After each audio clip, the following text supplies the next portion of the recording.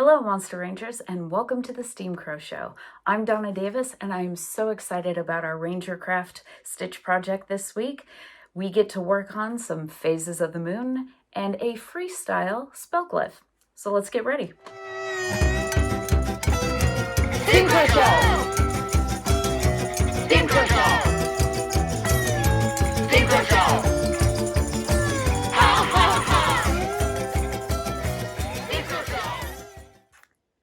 All right, Monster Rangers, let's get stitching.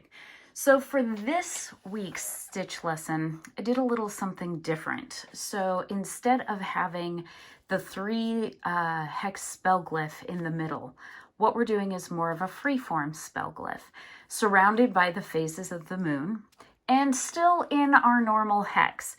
You are also going to do one border for the whole entire hex, and that border is going to be the scroll stitch. I chose it because I think it looks like little clouds or little waves. You can use it for either one, but you need to decide whether or not you are going to scroll stitch with the little bumps going inward like this side, or if you want to scroll with the little bumps going outside. So I'm going to show you the difference between the two.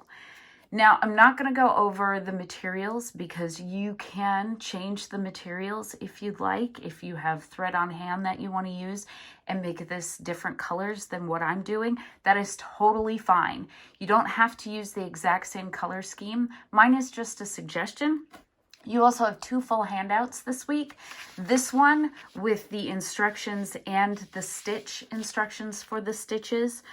Also, you have a second one, and that second one looks like this, and it goes through the different phases of the moon and labels them for you, as well as what is in the middle of the spell glyph. So we've got a doll's eye, and we have the bones of our founders, and we have a marigold that's going to go here in the center.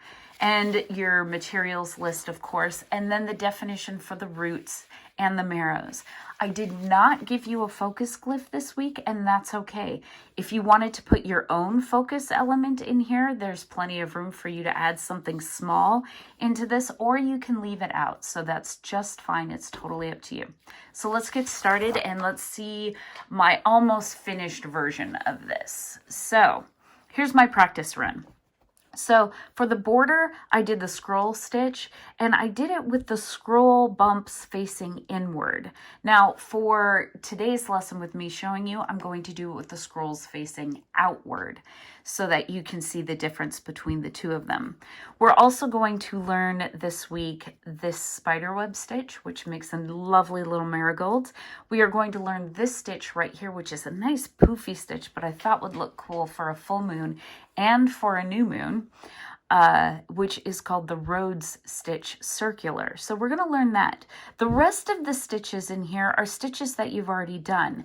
I did the skull with back split stitch. I included in your stitch lessons, in your stitch instructions, a split stitch, which is almost just like a back stitch, except for when you come from back to front, you split the stitch that way. Either one works just fine. We're using little French knots here for the doll's eye. This little plant right here is called a doll's eye. It has a blood red stem, or I'm using bright red so you can see it.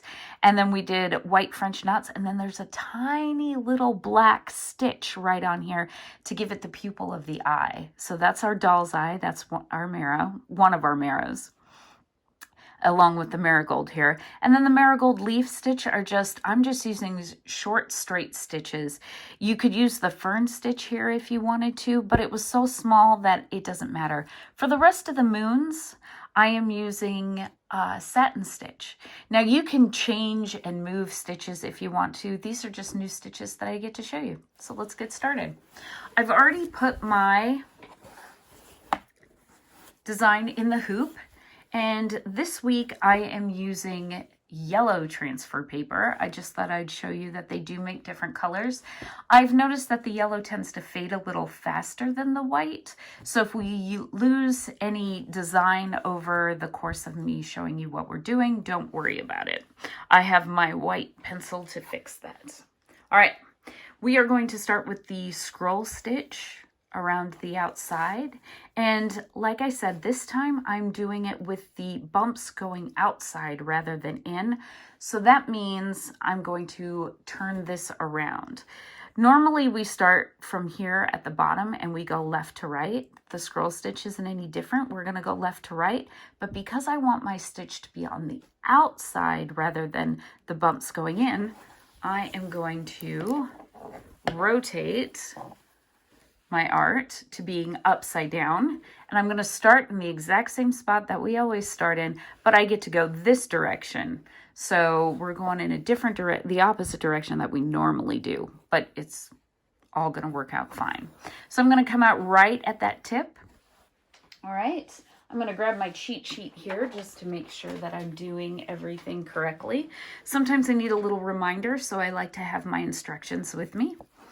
All right. So I pulled my thread all the way through to the knot. And now what I'm going to do is I'm going to make my stitch be about 1/4 of an inch long.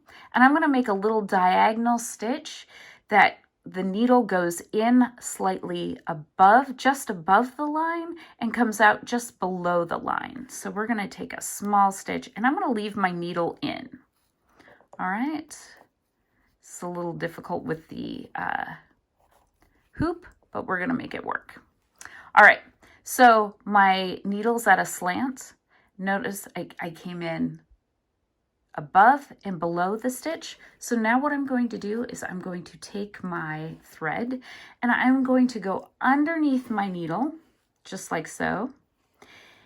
And then I'm going to go under the tip of my needle. I'm going to kind of wrap it around that stitch, just like this. And then I'm going to use my other thumb and I'm going to hold that thread down with my other thumb and I'm going to pull my needle through. Just like so. Now I'm using 6-strand floss here. You can use pearl cotton, it's just fine. But what you want to make sure is that this thread is coming out in the middle of that loop because that loop is going to create the scroll. All right, so there we go. There's our little scroll, just like this. All right, so we're going to do that again. This is a fairly simple stitch and it can go quite quickly. So again, I'm going to go above and just coming in.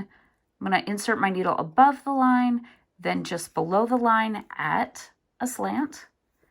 I'm going to take my thread and go behind the needle, underneath the needle here. Notice I'm going around right to left. I'm going to hold that thread down with my other thumb, and then I'm going to pull my thread straight through, and I'm not going to pull very tight. The reason why I'm not going to pull very tight is because I want this to kind of look like little clouds. So they're going to have this nice little bump here. Now I probably could have tied this one a little bit tighter because it's sticking up and my stitch may be just a little too large. So let's try this one more time. I'm going to go right here, just like so. Keep it at a slant. I'm going to go underneath. Remember, always make sure that your thread, when you wrap it around, is under your needle. And then I'm going to pull through.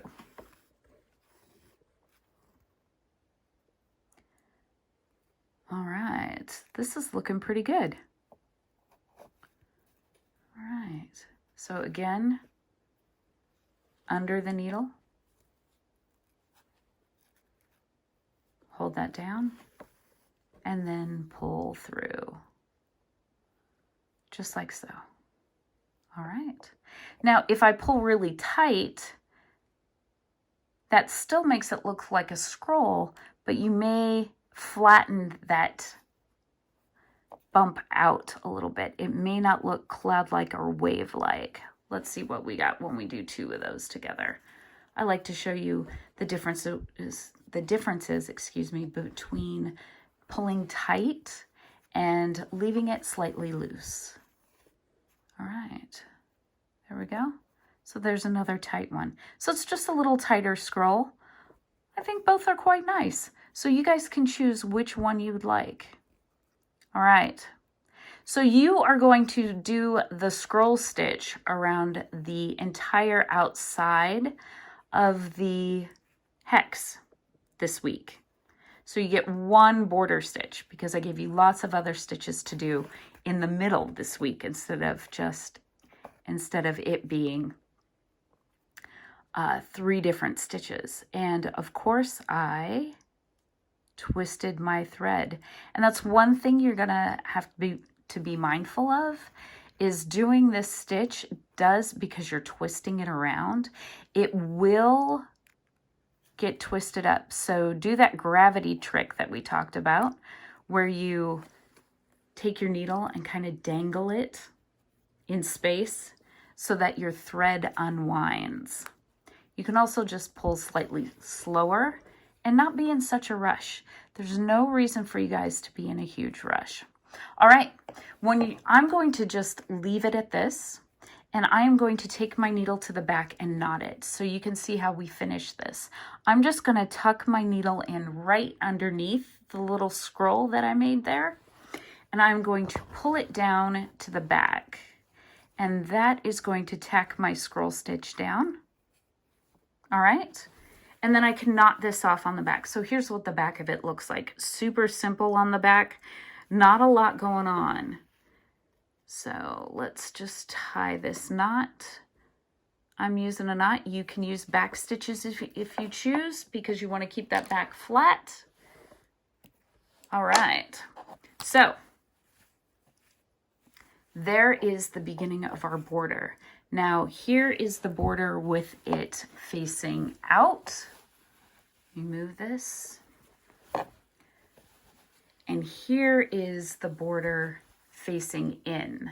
So you can choose how you would like, which one you would like. So this one curves in, this one curves out. I think I prefer the out, but that's just me. If you like the in, use the in. It's up to you. All right, let's move on to the next stitch. I'm going to show you how to do the marigold next. All right, let's get my needle out of the way and pick up our next one, which is yellow. All right, I'm going to use this one. Okay, let's turn this back. Okay, so to do the stitch for the marigold, this is called the spider web stitch, and it's really cool. So what we're going to do is we're going to stitch 5 spokes, and then we're going to weave the needle around, and then you're going to tack it down at the end. So there isn't a lot of stitching involved. There's more weaving involved this time. All right, so let's start off. I'm going to take my needle out on the outside of one of the spokes. So I'm going to start right here. It doesn't matter what spoke you start with. Just take your needle on the out. I'm going to go like this, and then I'm going to stitch right here. I'm going to go down at the outer edge of another spoke. So I'm going to make a V with my stitch. So you'll see what I'm doing here in just a second. I'm going to pull too tight. So let's loosen that out. So we're going to make a V. So my next move is I'm going to come up right in the center here. Come on. There we go. Right in the center. This is going to make a stitch called a fly stitch. All right. So it looks just like that. And then what I'm going to do is I'm going to take straight stitches for this one. All right, and then I'm going to go up here, and I'm going to make another straight stitch.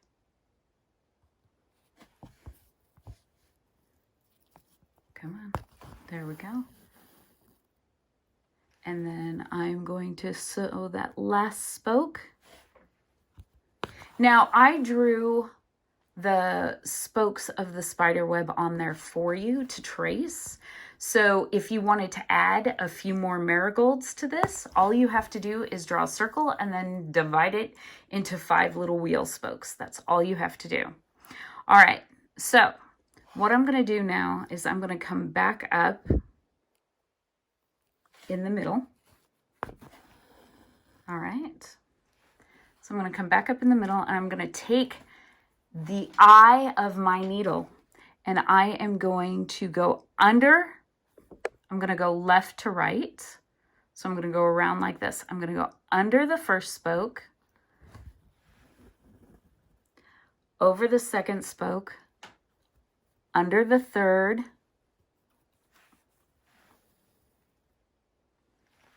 over the fourth, and under the fifth, just like so. So that's once around. So I've gone once around. All right, now I'm going to just keep going. So I just went under, so now I'm going to go over and then under.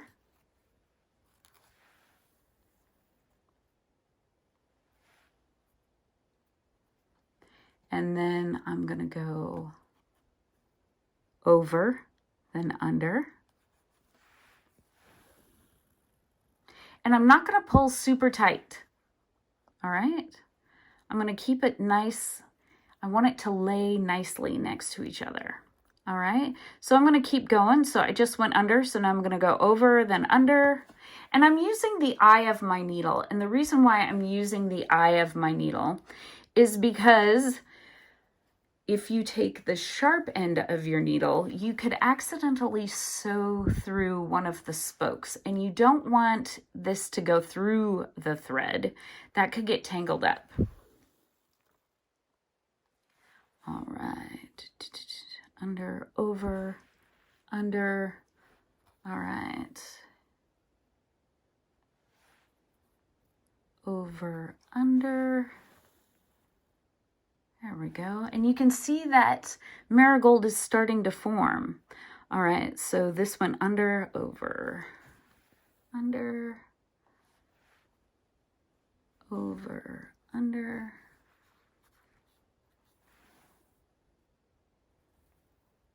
Just be careful of your hand too, because you might stick your sewing hand with your needle a few times. I've done that. All right, so that went under, over, under. And you're going to keep doing this until it's full. Okay, there we go. I almost sewed through it. Don't want to do that.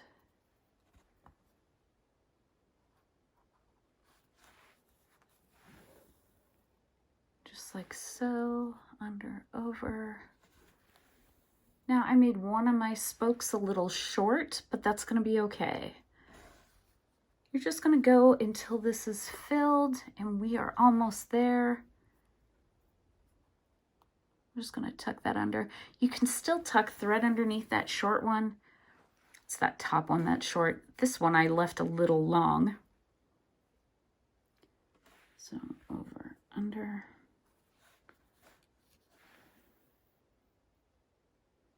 And I'm using a variegated thread so that my thread goes from yellow to white.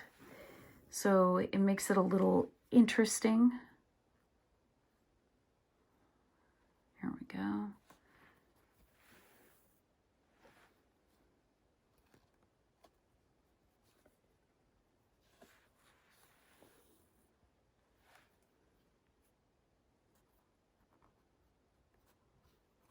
I think this will be my last pass.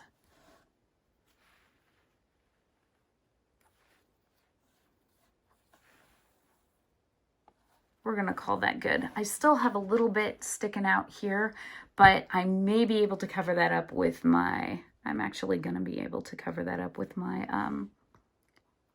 where's my, there it is, with my leaf stitch. That'll be good. All right. Okay, so now what I'm going to do is I'm going to just bring my needle down right here, right underneath the marigold, straight to the back, and it'll tuck that underneath there, and your marigold is done. So it's a nice, quick little flower that you can do. And you can do them different sizes, and it's going to look really great. So there's your marigold, all done. Let's knot that off. And I sewed through too much of my...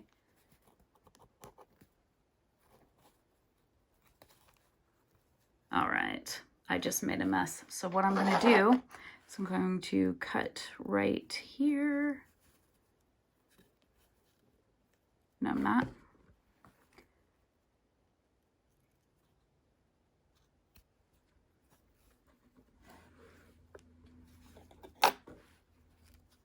All right.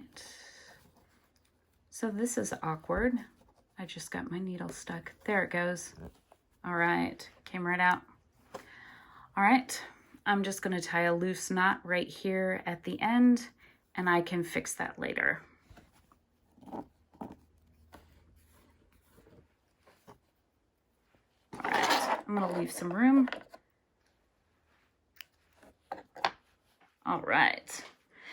There, you got to see a big mistake. I pulled too tight. All right, so there is our finished marigold. My other one looks nicer, but that's okay.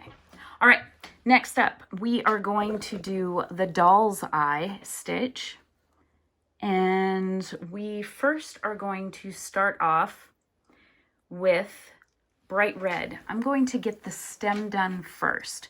So what we're gonna do is we're gonna go off to the left here, and I'm gonna start right here underneath my marigold, right next to it actually. And what I'm gonna do is I am going to do that back split stitch. All right, and the reason why I like back split stitch as opposed to split stitch is that I can pierce the thread on the way down with back split stitch rather than piercing it on the way up. So I don't know, I just feel more comfortable with that. You can do either one, it doesn't matter. So I am going to go fairly quickly because we have already done this. And what I want to do is get moving along here. Now I am putting my needle in like so. And notice I came up, there's a space. You can see a space. So I'm putting my needle in and I am coming out a little ways ahead. And normally I do this without a hoop. And you can do it without a hoop too. What you want to do is make sure that you don't pull too tight and start puckering your work. All right, so we're gonna make this stem stitch come up, just like so.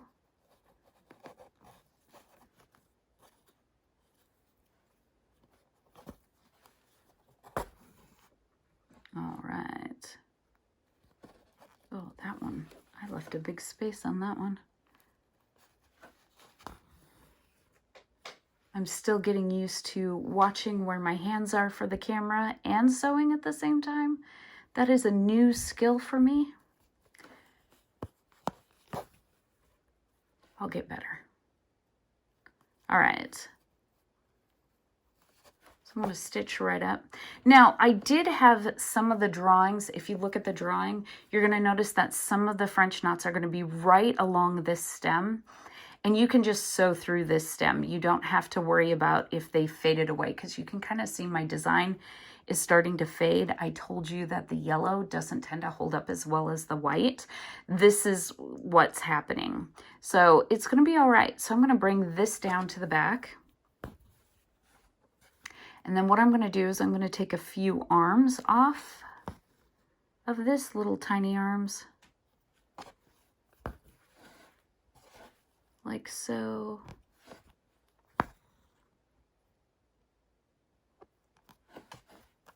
A little longer one.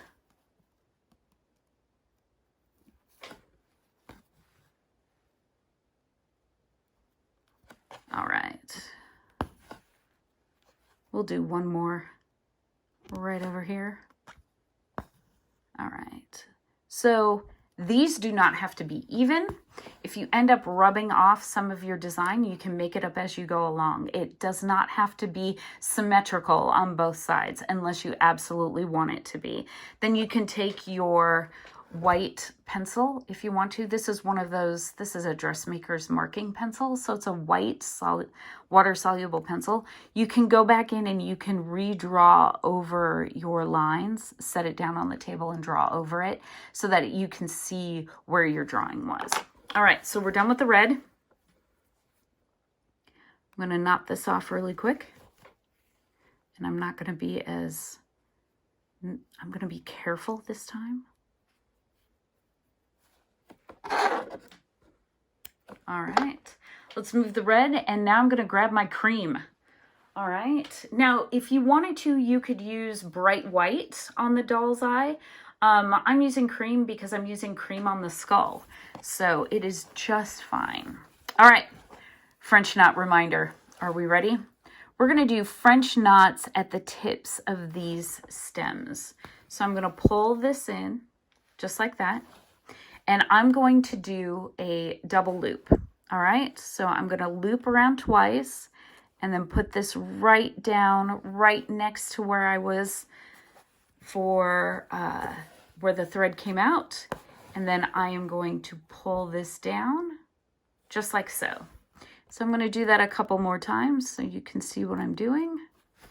All right, pull that out.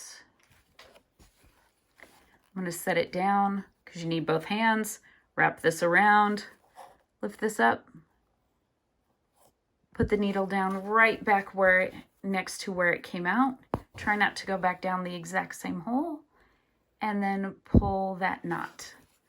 All right, now I'm not pulling the knots very tight. They're a little loose, and the reason why I'm not pulling them so tight is, one, I don't want them to go, I don't want to pull so hard that they go to the back of the fabric, because that has happened. And I'm going to be putting a little black stitch on each one of these, because the doll's eye plant is this beautiful red stem with these white eyes, and they actually have purple, like a deep purple pupil. And I'm using black because I was using black for the rest of the moon. So I thought I'd keep it simple and not have 20 different colors. So if you choose to use a dark purple, you can go ahead and use a dark purple. All right, one more doll's eye here, because you guys don't need to see me sew the whole thing. All right, there we go. I'm gonna knot this off really quick.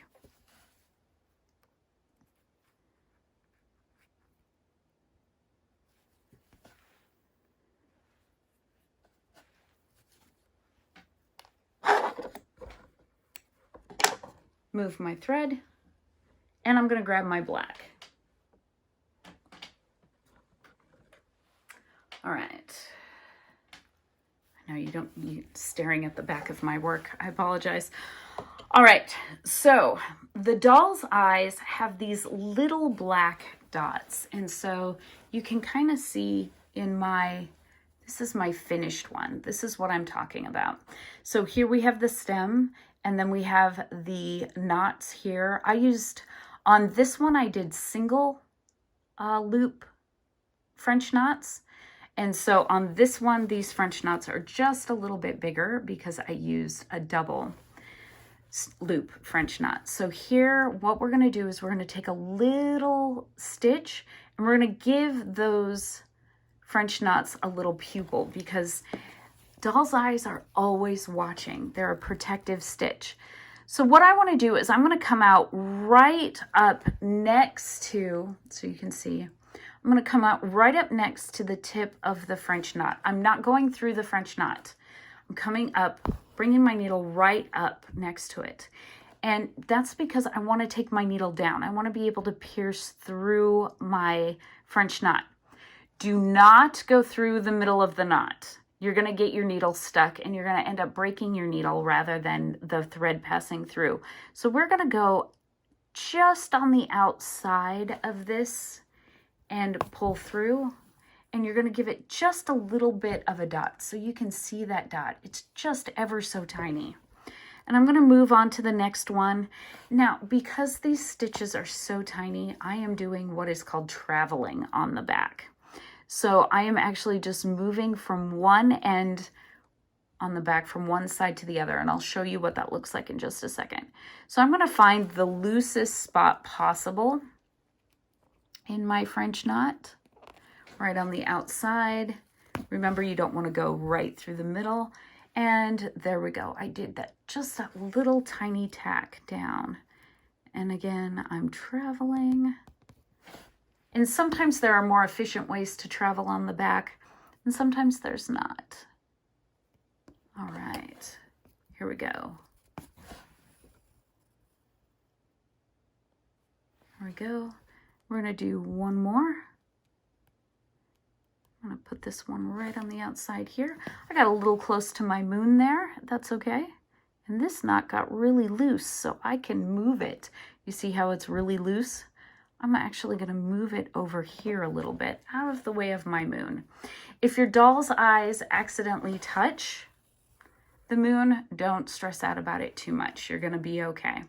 All right, there we go. So let's talk about that traveling. And you may not be able to see it very well, but you can kind of see there's this zigzag pattern here on the back, and that's me traveling. If you are doing a piece of work that isn't going to be washed, traveling is just fine. If it's going to be washed a lot or worn, you may actually want to do each individual as a knot. That can be tedious, especially for something as small as this. So it's really up to you whether or not you choose to travel on the back or not. All right, so there we go. We have all of that done. Now let's do a leaf. All right, I'm gonna knot this back really quick. So I'm gonna do one leaf, and I'm gonna try and cover up that part of my flower that's sticking out, because I pulled tight and I made it look terrible. My other one looks so much nicer. Here, look at this one. This one is very nice. Nice, not too tight, nicely woven. But again, I took my time. I was nice and gentle with it. And so that's what I want you to do, is just take a deep breath and take your time. All right, leaf. I'm going to pull this thread through just like so. And I'm going to take one long stitch for the stem. Now, I'm not going to pull too tight. I'm going to leave it a little loose. And the reason why I'm going to leave it loose, a little loose, I'm not saying a lot loose, a little loose, is because I might want a slight bend to it. So if I want a slight bend to it, I'm going to hold it down with my thumb like I am here. All right. And then what I'm going to do is I'm going to find my little drawings, and I'm going to do a short stitch, but I'm going to pierce through the thread, that stem in the middle. I'm just going to pierce through it, because then I can guide it. So if I want that curve to it, I can make sure that I keep that curve. And I'm not going to stress about the sides being perfectly symmetrical. So I'm not going to worry about having a perfect V. All right. And obviously it's looking wonky to begin with.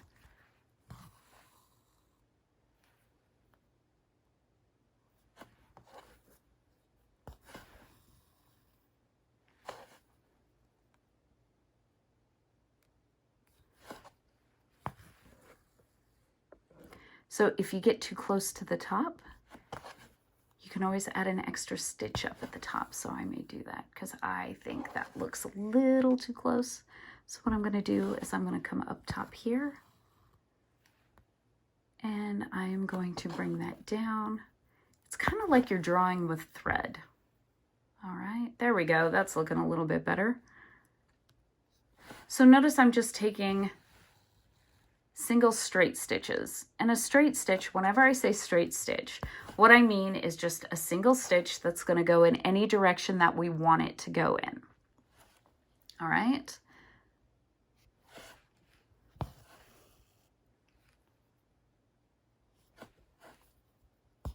There we go. And this leaf can go over the red stem. It can hide a little bit of a mistake. Come on. Oh, I must have sewn through a knot. I did. I sewed through a knot. There we go. The other benefit of doing no knots and using back stitches to start and stop your work is you're not going to sew through a knot. All right, let's bring this down like this. And I'm actually going to bring another one up here. I'm going to go over my red.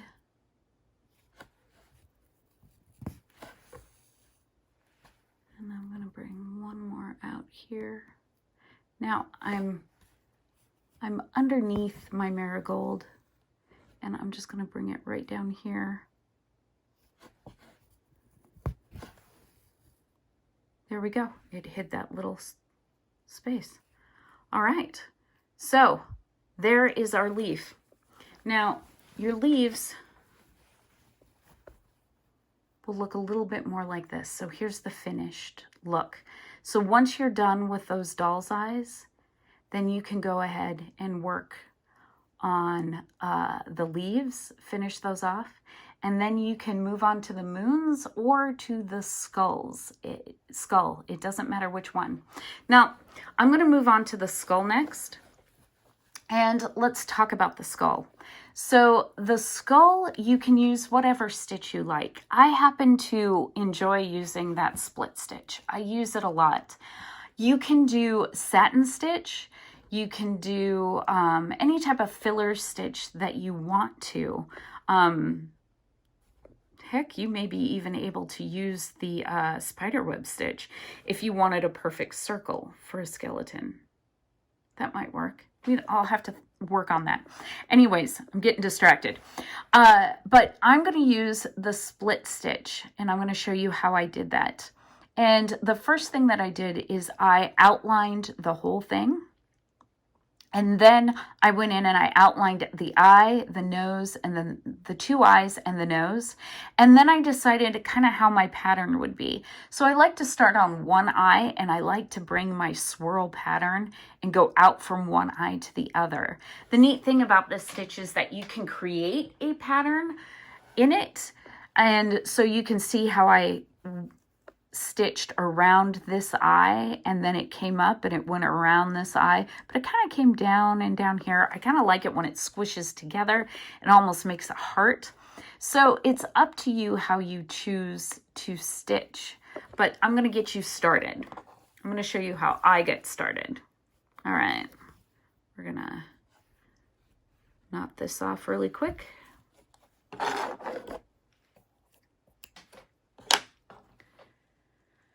Move that thread out of the way so I don't grab it, and grab another cream. All right. So I didn't transfer my teeth on here because I'm going to sew right over it. And those are just 3 simple black lines. Now you're not going to see me stitch this whole thing, but you're going to see me get started. All right. So I am going to start right here, kind of in the middle of this cheek. And I'm going to do that back split stitch. So I'm going to go to the right, and then I'm going to bring my needle out on the left, like so. So you can see the threads right in the middle. So what I'm doing is I'm not stabbing. The last time I taught you this, I taught you that how to stab. This time I am not stabbing. I am actually keeping my needle above. And the reason why I'm choosing to do that is I'm trying to get better at showing you and keeping my thread in the camera. So there we go. Now obviously when you're following a line, when you split your stitch, you may not actually go through the middle of the stitch, which is just fine. You may go towards the end of a stitch. And the smaller you keep these stitches, the nicer your line is going to be. My stitches are going to be a little sloppy today. I'm going to try and keep them as neat as possible, but I also don't want this video to be, 2 hours long because I have two more stitches to show you. There's a lot going on in this lesson. All right. So this is how I stitch around my skull. So I'm going to go around my skull. So I want you to suspend your belief at this moment and pretend that I've stitched all the way around this skull. All right. So what I'm going to do is I'm going to skip to the eye.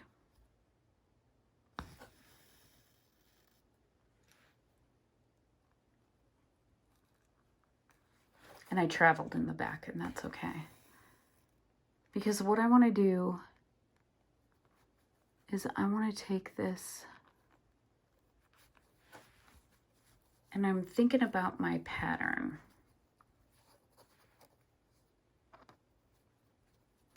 Come on.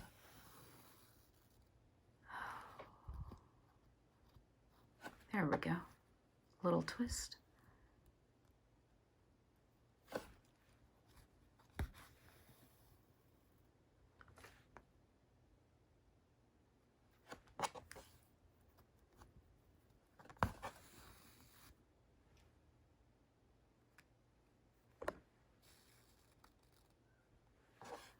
All right, let's go around the eye.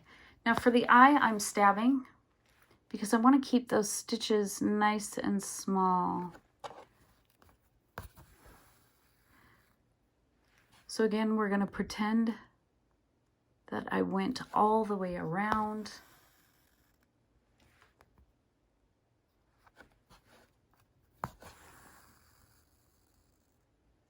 Just like so.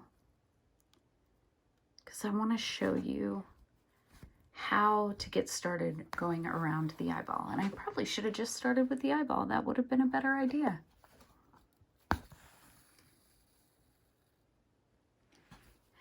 Now, the smaller the stitches, the less wonky your eye is going to be. The more round it will be. If you want to make it more oval, you can make it more oval.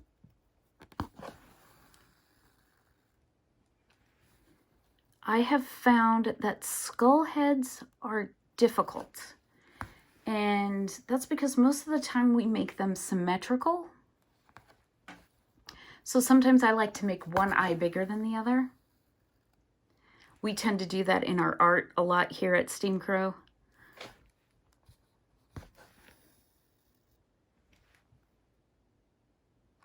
All right, so there's my eye, that's done.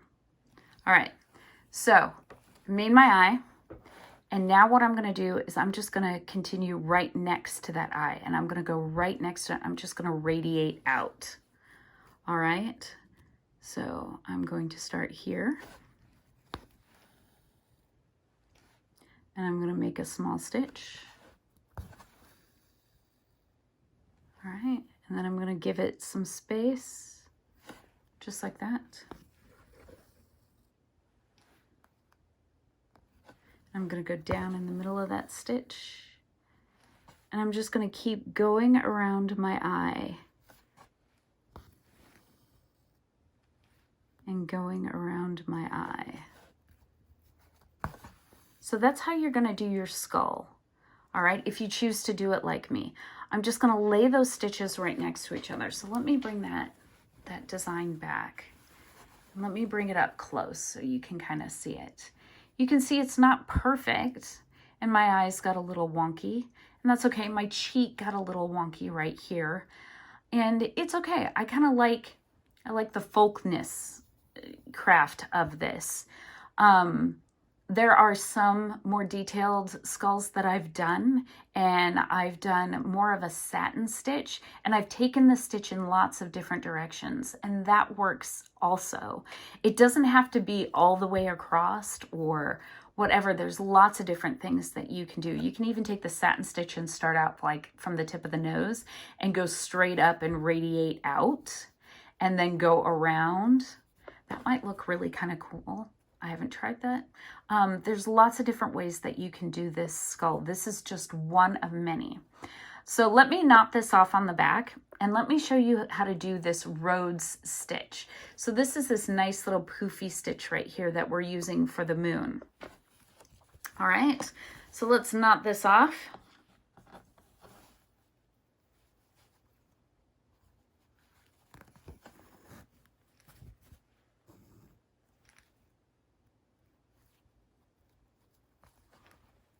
All right. Cut that off. Put that over here. And let's move to the roads. All right. So the first thing we're going to do is we are going to pick our thread, and I'm going to pick medium gray for right now because that is ready to go. And the first thing that I'm going to do is I am going to undo my hoop really quick. And I am going to redraw over my moon. And the reason why I'm redrawing over my moon is because, well, I can't see it. And I would like my moon to be as round as possible. So there we go. That's fixed.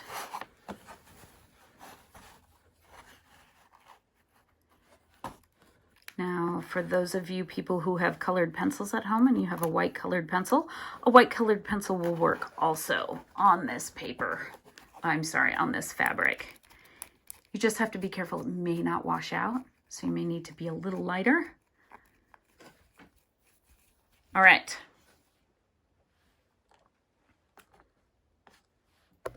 So I have a knot in the end. Yes, let's get started. First things first. Let's do that split stitch. All right. So I am going to, I'm fastest at the back split stitch. So we are going to do that. And again, as small a stitches as you can take. Now for this, I am using 6-strand floss, and I'm using all 6 strands because I want to cover this. I don't want to take 2 hours to stitch this. So I am going to use thicker thread. If you're using pearl cotton, if you have a nice pearl cotton gray to use that. There is there's a company and that makes hand-dyed variegated pearl cotton. You can get them on Amazon. Valdani, I believe is the name. I'll correct myself here after we're done with this stitch. Anyways, they make these, you can buy them in skeins or in balls of thread. And I found this great sky gray. It's absolutely beautiful. Oh, I'm sorry, I'm like way off here. Great sky gray, but it was size 12. So we're sewing with the pearl cotton that's size 5, so it's pretty chunky. Size 8 is smaller, size 12 is even smaller than that. So it was a very small thread, and as much as I wanted it, oh my gosh, I'll get it eventually because it's just beautiful. It would take forever for me to do this stitch in front of you. So it is, I didn't get it. So I went for the 6-strand cotton floss, which works perfectly because it came in a pack of 3 beautiful grays. All right, so we've done our split stitch in our circle. This part is critical to get nice and round. The rounder you get it here, the easier it is to do this rhodes stitch. Now the rhodes stitch is very similar to a satin stitch. We're going to take long straight stitches. All right, so I'm going to come out right on the outside. You can see right on the outside of that line that I stitched, and now I'm going to go straight down, and I'm going to go right underneath there. So I have one line, and all I did was divide it down the middle. Okay, so we're going to keep doing that, but what we're going to do is we're going to rotate it around like this, like you're turning a dial, and those stitches are going to overlap and end up looking like this. So that's what they're doing. The hardest part about this stitch is keeping them even. So I'll show you what I mean. So my next stitch is going to come out right next to that first stitch, A. So if this was A and this is B, we're going to come out at C right there. And now I'm going to overlap it. I'm going to go to the right of that first of the bottom of the stitch, just like so. So my thread is going to cross over. So you can see how my thread crosses over. Now I'm going to come up to on the left again, and I am going to go down on the right. So up on the left, down on the right. So the hardest part is keeping this space even with this space. So because you want to try and like divide this circle in half every time you're going around. So if you notice that one side is a little narrower, like this side is a little narrower than this side, you can move your needle out a little bit more. And then when you come down on this side, you can move your needle closer to, so that it doesn't get ahead. What you don't want to do is you don't want this bottom side to get ahead of the top, which is exactly what happened when I did this stitch the first time. Because of course I did it with the new moon, and the new moon is black. So I'm sewing black on black, which I think is cool anyways, but I didn't pay attention. I was just sewing and sewing, and then all of a sudden I realized my whole road stitch is really wonky. So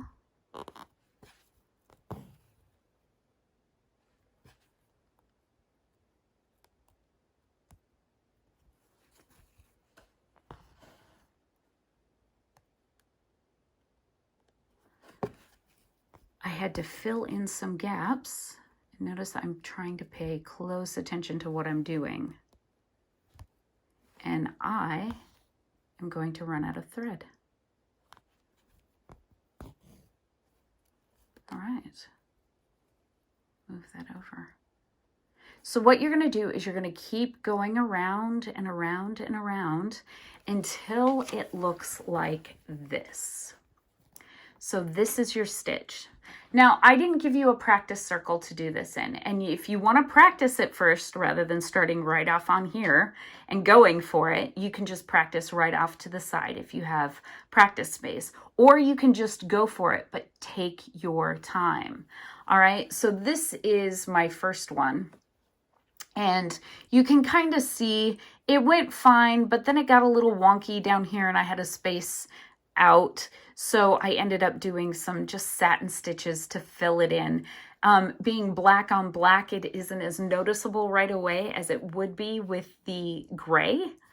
But you know what?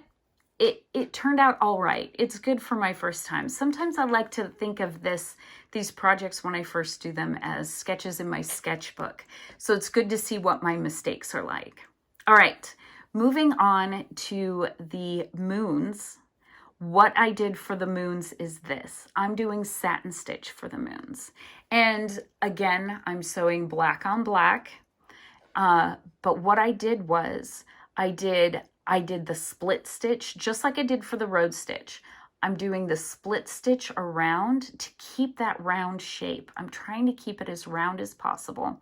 So I did the split stitch around it, all in black, and then I sewed the dark side of the moon with black, and then I'm going to sew this side of the moon with gray. So I'm going to pull out my dark gray here, and I am going to actually finish this moon right here so that you guys can see what I'm doing.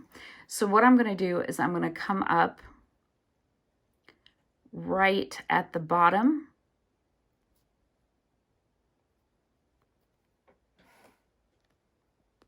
of my stitch. Actually, I'm gonna move out just a little bit more. I was too close. All right, so I'm going to take a small straight stitch. I'm just going to go right next to that black.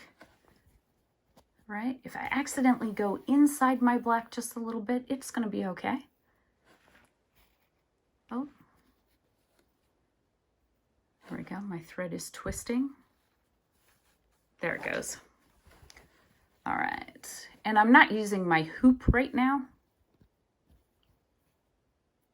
I would normally change over to my hoop, but this video is getting a little long and I don't want to take all of your time. All right, so I'm going to go on the outside and I'm just going to pull. Oh, you can't even see me. There we go. On the outside, I'm going to make just a straight stitch again. Nice long satin stitch, just like so. And since I'm using 6-strand floss, I want to make sure that I am, where's my thread? That I'm pulling all my thread in. All right, we want to make sure that you're pulling all that thread through, because since it's made up of different threads, then they're not curled together like a pearl cotton. Sometimes a thread can get loose, so you want to make sure that you pull all the threads.